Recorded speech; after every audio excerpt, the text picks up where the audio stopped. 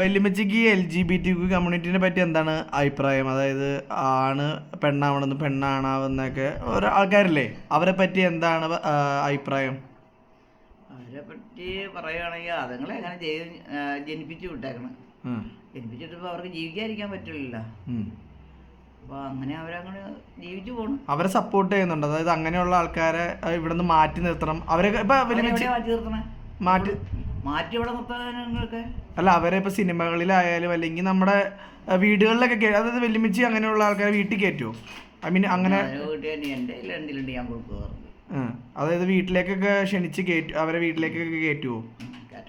കേട്ടിട്ട് അതിനെന്തെങ്കിലും കൊടുക്കണം എന്നാണ് അഭിപ്രായം. അതായത് അങ്ങനെയുള്ളവർ അവരുടെ ഇതിൽ ജീവിച്ചോട്ടെ, അത് മാറണമെന്ന് അല്ലെങ്കിൽ അവരത് അങ്ങനെ മാറി ശരിക്കുമുള്ള ആണ് പെണ്ണെന്നുള്ള രീതിയിലേക്ക് മാറണമെന്ന് തോന്നാറുണ്ടോ?